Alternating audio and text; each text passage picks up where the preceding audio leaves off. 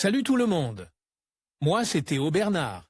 Et sur cette chaîne, on explore ensemble l'univers de l'automobile. Du fonctionnement des systèmes aux bons réflexes pour entretenir votre voiture au quotidien. Chaque vidéo est pensée pour vous rendre la route plus simple, plus sûre et surtout moins coûteuse. Si ce genre de contenu vous parle, pensez à cliquer sur j'aime, à vous abonner et regarder la vidéo jusqu'au bout. Les infos les plus utiles sont souvent à la fin. Au volant, la sensation de lourdeur des yeux est fréquentée. Qu'il s'agisse de la fatigue accumulée ou d'une conduite ininterrompue de plus de 3 heures, l'organisme, dont la réactivité a pu être réduite, réclame une pause. Une lutte contre soi-même pour atteindre la destination souhaitée s'engage. Comme nous l'avons dit, cette scène est plus fréquentée qu'elle ne devrait l'être et correspond à une réaction très dangereuse des conducteurs. Le « je veux », « je peux » et « je fais » ne fonctionne pas dans ce cas, et c'est une décision qui peut avoir des conséquences très néfastes ou désastreuses. Ainsi, pour éviter de mettre en danger votre sécurité et celle des autres, chez Rantine Finder nous partageons avec vous les meilleurs conseils pour lutter contre la somnolence au volant. Quel est le danger d'éviter la somnolence au volant? Index des articles. Un manque de sommeil, un travail acharné ou un séjour prolongé au volant provoque la fatigue du conducteur. Généralement, on a tendance à sous-estimer les signes décrits ci-dessus et à croire que le sommeil peut être maîtrise. Dans ce cas, des microsommeils se produisent chez le conducteur. En d'autres termes, pendant de courtes périodes, la personne perd la notion de la conduite. Ces épisodes sont la cause de nombreux accidents de la route. D'autre part, les symptômes de fatigue entraînent une distraction et un retard dans le temps de réaction aux stimuli de la route. Compte tenu de l'altération des facultés de la personne, la conduite dans cet état génère des situations de réel danger. Symptômes de la fatigue au volant et conseils pour la combattre. Il est important de préciser qu'un conducteur ne s'endort pas subitement. Il présente plutôt des signes de fatigue, vision floue, difficulté à réagir à un dépassement ou à une autre manœuvre, facilite à se laisser distraire, imprécision ou lenteur des mouvements. Il s'agit de symptômes auxquels il faut prêter attention et ne pas commettre l'erreur de penser qu'ils disparaîtront d'eux-mêmes. C'est pourquoi voici quelques conseils qui vous aideront à agir de manière appropriée si vous vous sentez fatigué sur la route. Faire une sieste souvent. Le désir d'arriver rapidement à destination conduit à sous-estimer le danger de la somnolence. Pourtant, la fatigue au volant peut être un risque et une cause d'accident. La fatigue ou la somnolence diurne est à l'origine de 30% des accidents de la circulation, avec des taux de mortalité élevés.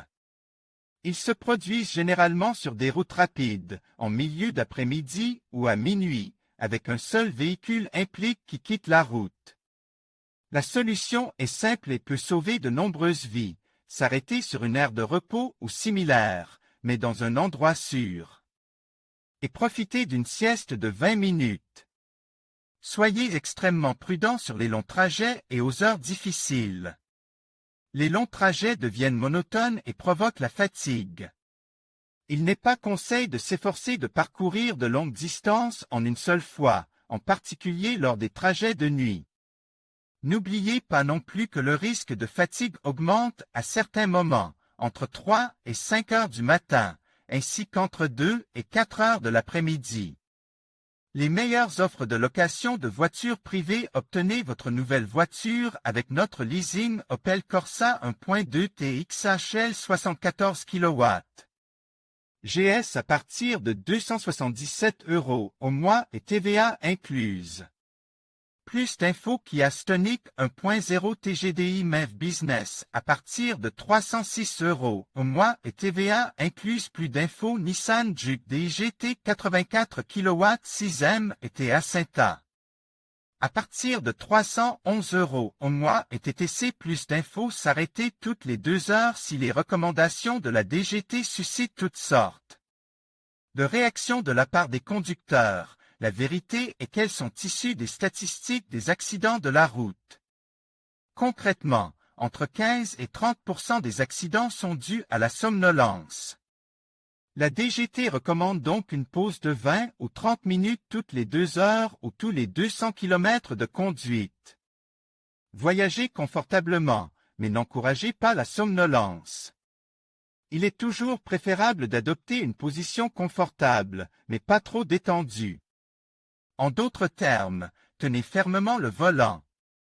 Il est également conseil d'écouter de la musique entraînante, de laisser la radio allumée ou d'avoir une conversation avec le copilote.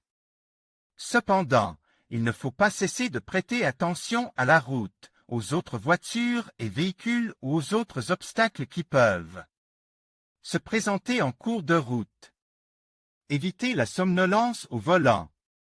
Outre les conseils susmentionnés pour éviter la somnolence, d'autres méritent d'être soulignés. L'un d'entre eux consiste à éviter à tout prix la consommation de substances telles que l'alcool ou les drogues.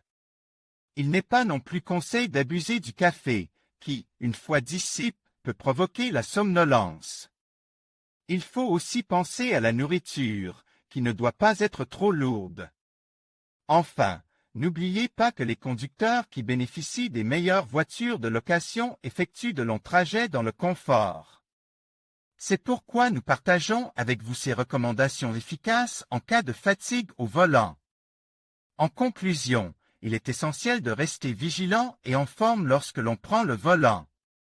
En appliquant ces 5 conseils pour lutter contre la somnolence, vous pouvez non seulement améliorer votre concentration, mais aussi garantir votre sécurité et celle des autres usagers de la route.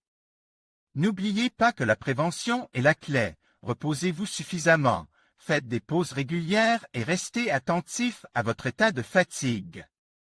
Prenez soin de vous et conduisez prudemment.